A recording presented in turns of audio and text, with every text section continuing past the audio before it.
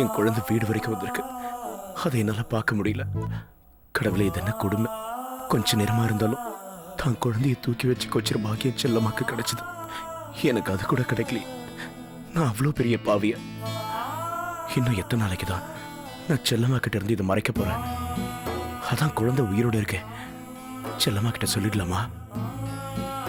வேண்டாம். போலீஸ் கிட்ட போனா ஒருவேளை போலீஸ்காரங்க அந்த குழந்தைய தேட ஆரம்பிச்சு அது அந்த கடத்தல் கும்பலுக்கு தெரிஞ்சா குழந்தைய கொண்டாலும் கொண்டுடுவாங்க. வேண்டாம். குழந்தைய கண்டுபிடிக்கிற வரைக்கும் இதை யார்கிட்டயும் சொல்ல வேண்டாம். கரெக்ட். இந்த விஷயம் கைகூடி வர வரைக்கும் இதை யார்கிட்டயும் சொல்ல மாட்டேன்.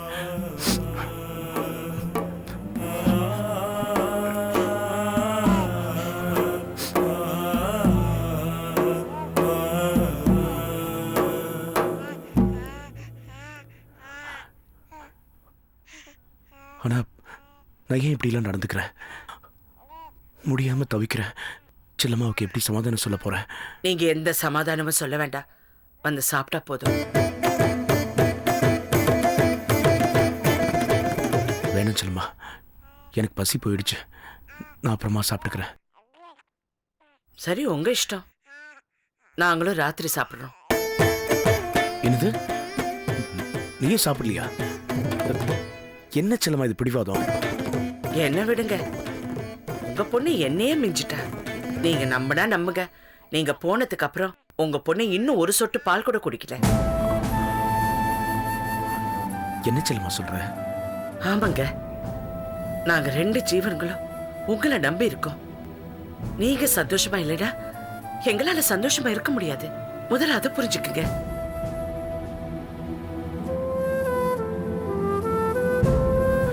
இல்ல செல்வா, நான் சொல்லிடுறேன். நான் எங்க போனேன், யாரை பார்த்துன்னு சொல்லிடுறேன். செல்லுமா, நம்ம வேண்டாங்க, வேண்டாம். நேரம் வரும்போது நீங்களே சொல்லுவீங்க. நான் உங்களை நம்புறேன்.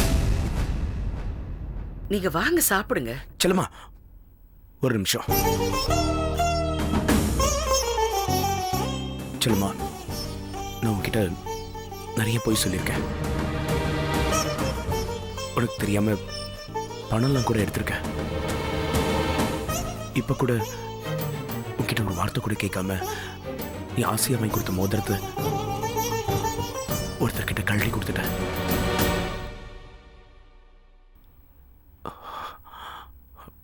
என்ன மன்னிச்சிரு செல்லுமா.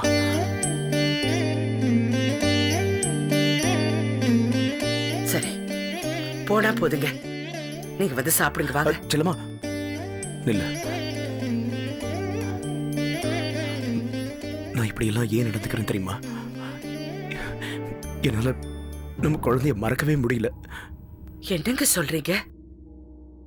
அதுக்கும் நீங்க செய்யறதுக்கும் என்ன சம்பந்தம்? இன்னைக்கு எனக்கு போன் வந்தது, நான் போய் பார்த்தது. இதெல்லாம் வேற யாரும் இல்ல, நம்ம குழந்தை பிறந்த ஹாஸ்பிட்டல்ல வேலை பார்க்குற நர்ஸு தான்.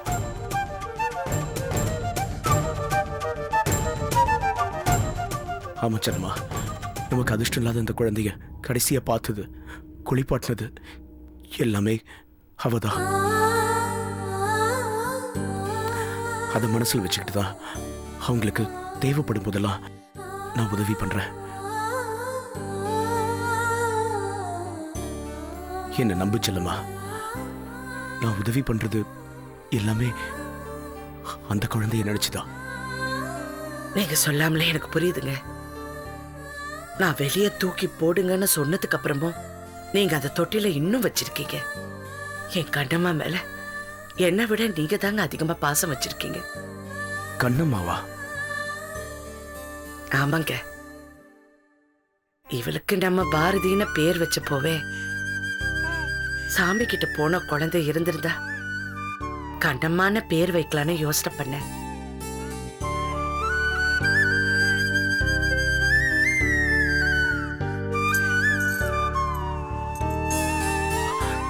கண்ணம்மா, நல்ல பேரு செல்லம்மா.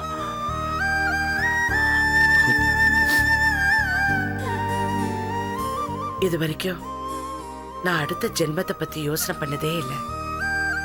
இப்ப சொல்றேன், அடுத்த ஜென்மம்னு ஒண்ணு இருந்தா அதுலயும் நீங்க தாங்க எனக்கு புருஷனா வரணும்.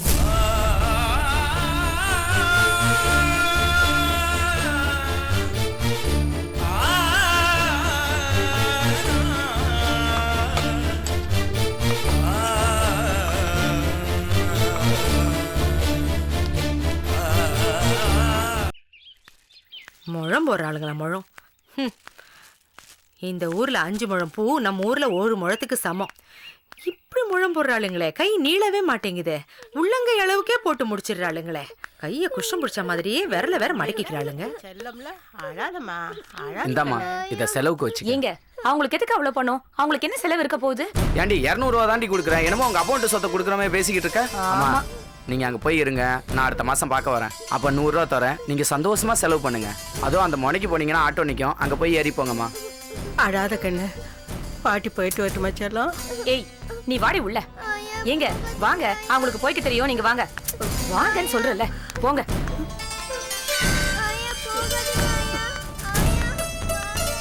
என்னம்மா உங்க பேத்தி அழுதுகிட்டே போறா, நீங்க கிளம்பிட்டு இருக்கீங்க?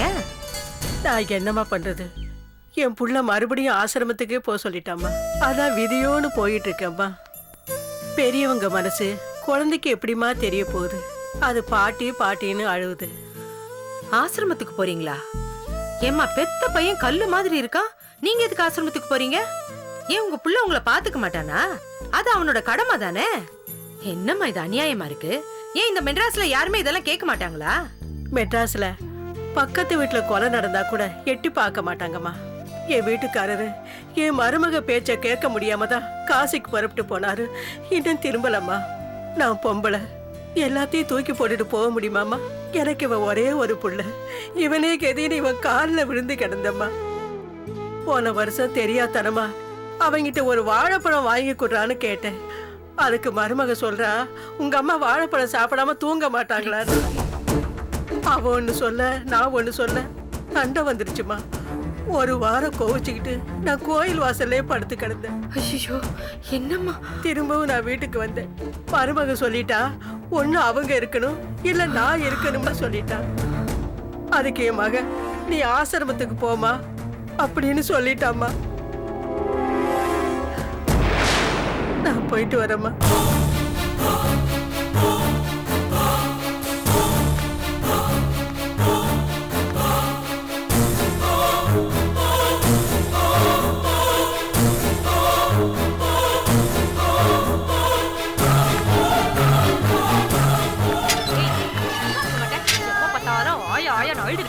வீட்டுல யாரு இருக்கீங்க?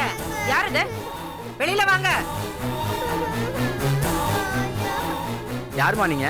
என்ன வேணும் உங்களுக்கு? எனக்கு ஒண்ணும் வேண்டாம். உனக்கு கொஞ்சமாவது நன்றி இருக்கா, இல்ல ஈவரக்கம் இருக்கா? யாருங்க நீங்க? முன்ன பின்ன தெரியாதவங்க எங்க வீட்டுக்குள்ள வந்து எங்களே திட்டுறீங்க? உனக்கு முன்ன பின்ன யாருமே தெரியாதுமா. உனக்கு புருஷன் மட்டும் வேணும், ஆனா அவனை பெத்த தாய் வேண்டாம். அவளை ஆசிரமத்துக்கு உடனே விரட்டி விட்டுருவ. அவளையே தெரியாதப்போ என்ன மட்டும் உனக்கு தெரியுமா என்ன? ஓ, போறப்ப கிளவி வத்தி வச்சிட்டு போயிட்டால உங்ககிட்ட? ஏய் ஓட்டண்ணா, அறிவு இருக்கடா உனக்கு? பெத்தவளை போய் கழுவி கழுவிங்கிற. உங்க அம்மா ஒன்னும் வத்தியும் வைக்கல, வத்தி பொட்டியும் வைக்கல. நானா தான் கேட்க வந்திருக்கேன். நான் கிராமத்து பொம்பளை. ஒரு பிரச்சனை என் காதுல விழுந்துட்டா தைரியமா நியாயத்தை கேட்கறதுக்கு வந்துடுவேன். ஏண்டா கிழவி கிழவின்னு சொல்றியே, அந்த கிழவி இடுப்போடி உன்னை சுமந்து தானடா பெத்தா? நிக்கிறாளே உன் பொண்டாட்டி, காலத்துக்கு அப்படியே குமரியாவேவா இருக்க போறா, இல்ல நீதான் அப்படியே குமர்றாவே இருக்க போறியா? நீயும் கிழவன ஆவ. ஏமா நீயும் ஒரு பொம்பளை தானே? நீ எப்படி 2 குழந்தைய பெத்து அதை பொத்தி பொத்தி வளர்க்குறியோ, அந்த மாதிரி தானே இவனையும் அவ ஆத்தா வளர்த்துருப்பா. கஷ்டப்பட்டு படிக்க வச்சிருப்பா, உனக்கு கல்யாணம் பண்ணி கொடுத்துருப்பா. அவளை போய் இப்படி ஆசிரமத்துக்கு விரட்டி விடுறீங்களே, இது உங்களுக்கே நியாயமா இருக்கா? வாசல்ல நின்னு பேசணும், தயவு செஞ்சு உள்ள வாங்க. இந்த வீட்டுக்குள்ள நானா? நான் சூடு சொர்ணம் இருக்கிறவ. என் புள்ள டில்லிக்கா ராஜாவா இருந்தாலும் நீ என் புள்ளதாண்டான்னு அவன் சட்டைய பிடிச்சி நியாயம் கேக்குறவ. நீ அப்படியா? டிவி போட்டி வந்ததும் ரேடியோ போட்டியை தூக்கி போடுற மாதிரி பொண்டாட்டி வந்ததும் ஆத்தாவை ஆசிரமத்துக்கு அனுப்பினவனாச்சே. டேய், உங்க வீட்டுக்குள்ள நான் வந்தா 8 தடவை நான் குளிக்கணும், அவ்வளவு தீட்டு. அப்படியா? அப்படின்னா இந்த தெருவுல நீங்க எந்த வீட்டுக்குள்ளே போக முடியாதே. என்ன எல்லா வீட்லயும் இந்த பிரச்சனை தான் நடக்குது. என்னடி ஒளர்ற? அவ ஒன்னும் வளரல, உண்மையதான் சொல்றா. இன்னைக்கு இருக்கிற நிலைமையில ஒருத்தன் சம்பாரிச்சு குடும்பம் நடத்த முடியாது. பொம்பளையும் வேலைக்கு போனாதான் முடியும். இந்த லட்சணத்துல மாமியார் மாமனார் இறக்கம் பார்த்து வீட்டுக்குள்ளேயே வச்சிருந்தா மருந்து மாத்திரை லொட்டு லொஸ்குன்னு பண பரிகாரத்துக்கெல்லாம் யார் செலவு பண்றது? போதாத குறைக்கு இதுங்களை பாக்குறதுக்குன்னு ஊர்ல இருந்து சொந்த பந்தம்லாம் வேற வந்துடுது. நாங்க எங்க குழந்தைகளை எப்படி படிக்க வைக்க முடியும்? இந்த மாதிரி வீடு எப்ப கட்ட முடியும்? அப்படியே இறக்கப்பட்டு எங்களோட வச்சுக்கிட்டு இருந்தாலும் 1008 நொட்டை 1008 நொல்லன்னு சொல்லிக்கிட்டே இருப்பாங்க. அடி பாவீங்களா, கொஞ்சம் கூட மனசாட்சி இல்லாம பேசுறீங்க. டேய், அது உன் அம்மாடா. அம்மா தான், யாரும் இல்லைன்னு சொன்னா. அதனால தான் நல்லது கெட்டதுன்னா கூப்பிட்டு வச்சு துணிமணி எடுத்து கொடுத்து செலவுக்கும் காசு கொடுக்குறேன். வேற என்ன செய்ய முடியும்? இத பாருங்க, நாளையில இருந்து நான் வேலைக்கு போறேன். என் குழந்தைகளை கொண்டு போய் நர்சரியில விட போறேன். என் மாமியார் அண்ணமே இந்த வீட்டை விட்டுட்டு போக முடியுமா நானு? ரொம்ப அநியாயமா பேசுற. இதுவே உன் அம்மா வரது இப்படி செய்வியா? எங்க அம்மாவையே எங்க அண்ணனும் அண்ணியும் ஆசிரமத்துல தான் விட்டு வச்சிருக்காங்க. இதெல்லாம் சிட்டில சகஜம். எந்த மருமகளும் மாமியார வீட்டுல வச்சுக்கிறது இல்ல, ஆசிரமத்துல கொண்டு போய் தான் விட்டுருக்காங்க. நீங்க இப்பதானே கிராமத்துல இருந்து வந்திருக்கீங்க, உங்களையும் கொண்டு போய் ஒரு நாள் ஆசிரமத்துல விட தான் போறாங்க. போங்க போங்க, இப்பவே உங்க மருமக உங்களை எந்த ஆசிரமத்துல விடலான்னு யோசனை பண்ணி வச்சுட்டு இருப்பாங்க. போமா, இப்பவே ஆசிரமத்துல எப்படி வாழ்றதுன்னு யோசிச்சு வச்சுக்கப்போ.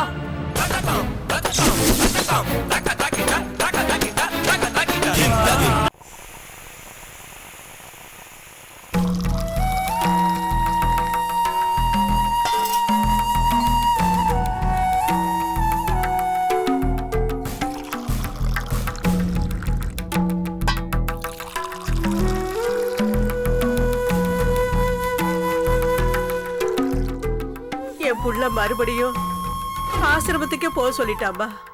அதான் விதியோன்னு போயிட்டு இருக்கேம்மா. எந்த மருமகளும் மாமியார வீட்டுல வச்சுக்கிறது இல்ல, ஆசிரமத்துல கொண்டு போய் தான் விட்டுருக்காங்க. போங்க போங்க, இப்பவே உங்க மருமக உங்களை எந்த ஆசிரமத்துல விடலான்னு யோசனை பண்ணி வச்சுட்டு இருப்பாங்க. போமா, இப்பவே ஆசிரமத்துல எப்படி வாழ்றதுன்னு யோசிச்சு வச்சுக்கப்போ. உங்களையும் மீறி அவங்க வாழ ஆரம்பிச்சிட்டா நீங்க செல்லா காசு ஆயிடுவீங்க. அமுதா உங்களுக்கு துரோகம் பண்ணணும்னு நினைச்சா கூட அது என்கிட்ட சொல்லுங்க, அவளை நான் திருத்துறேன். அவங்க சந்தோஷமா இருக்கிறதுக்கு ஒவ்வொரு தருணமும் நீங்க உருவாக்கி கொடுங்க. எல்லாத்துக்கும் மீறி அமுதா கிட்ட நீங்க ஒரு மாமியாரா நடந்துக்காதீங்க, அவளை உங்க பொண்ணா நினைக்க.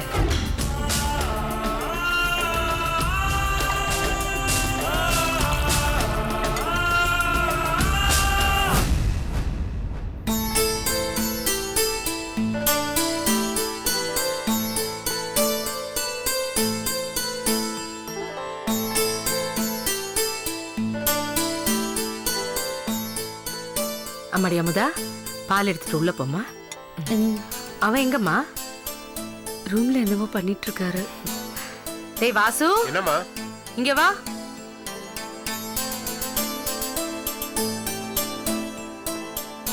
உள்ள டெக்கரேஷன் பண்ணிட்டு இருந்தேன், வந்து பாரு. ச்சீ, அம்மா கிட்ட எதை கூப்பிட்டு காமிக்கிறதுங்கிறதே இல்லையா? அமுதாவை கூட்டிட்டு போய் சாமி கும்பிட்டுட்டு அப்புறம் 2 பேரும் உள்ள போங்க. அம்மா, எனக்கு எல்லாமே நீதாம்மா. நீ எங்களை ஆசீர்வாதம் பண்ணு. அமுதா, இங்க வா.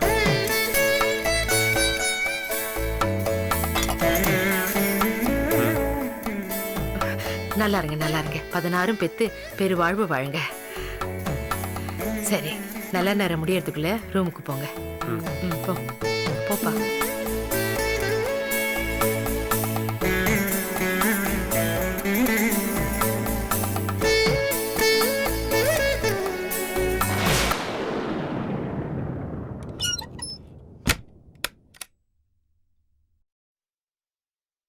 Light off பண்ணிட்டுமா?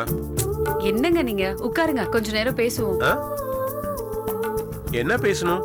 அதான் 3 மாசமா எல்லாமே பேசி முடிச்சிட்டோம்ல. Light off பண்ணிட்டுமா? அதை விடுங்க. அத்தையை கவனிச்சிங்களா?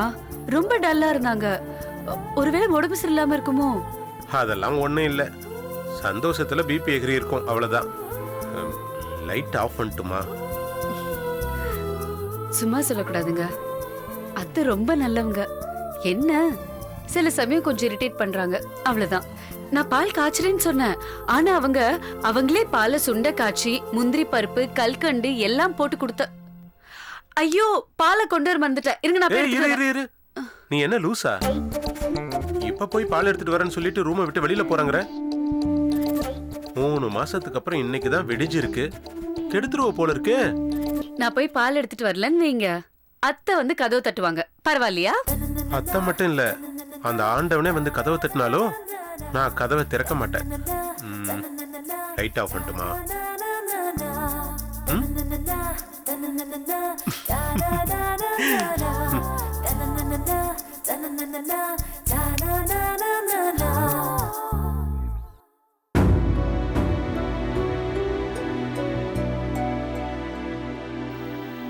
ஐயோ, பால் எங்கேயே வச்சுட்டு போயிட்டா போல இருக்கே. விசாகம், யார் மேல வேணும்னாலும் இறக்கப்படலாம், புதுசா வந்த மருமக மேல மட்டும் இறக்கப்படவே கூடாது. இந்த காலத்துல நல்ல மருமக எங்க இருக்காங்க? வயசானவங்களை ஆசிரமத்துல கொண்டு போய் விடுறவங்க தான் இருக்காங்க. என்னம்மா, உங்க மருமக உங்களை ஆசிரமத்துக்கு அனுப்பணும்னு நினைக்கிறாங்களா? தயவு செஞ்சு ஆசிரமத்துக்கு மட்டும் போயிடாதீங்கம்மா. ஏன் ஆசிரமத்துக்கு போக கூடாதா? போகலாம், நல்ல ஆசிரமங்களும் இருக்குது. ஆனா எங்க அம்மாவுக்கு நடந்த கொடுமையை வச்சு சொல்றேன், அந்த நிலைமை வேற யாருக்கும் வந்துடக்கூடாதுமா. எங்க அம்மாவுக்கு நாங்க 5 பசங்க. எங்க அம்மாவை நீயா நானான்னு போட்டி போட்டுக்கிட்டு கவனிக்காம விட்டுட்டோம். அதனால எங்க அண்ணன் கடைசியா அவங்கள அனாதைன்னு சொல்லி அனாதை ஆசிரமத்துல கொண்டு போய் சேர்த்துட்டான். அவங்க கூட்டு குடும்பத்துல பிறந்து வளர்ந்தவங்க. எங்க கிட்ட பேச முடியாம, எங்களை பார்க்க முடியாம அவங்க 2 நாள்ல செத்து போயிட்டாங்க.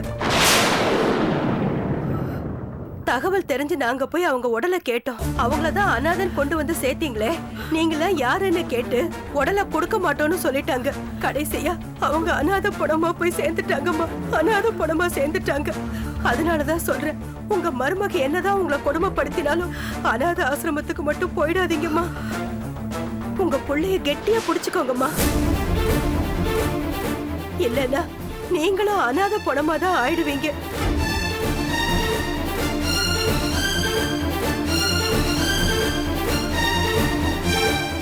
விசாகம், அவங்கள சந்தோஷமா இருக்க விடாத. அன்னைக்கு மாதிரியே கதவு தட்டு, எல்லாத்தையும் தடுத்து நிறுத்து. ஓ,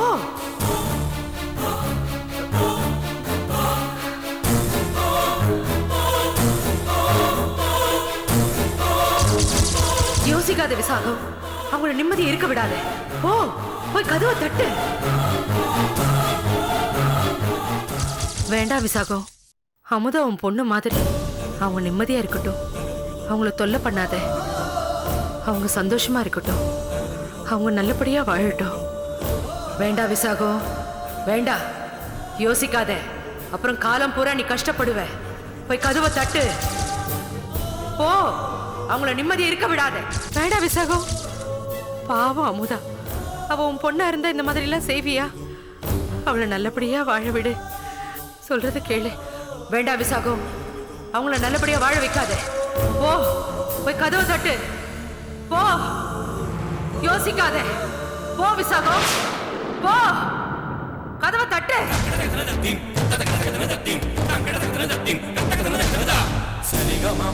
சரிகமா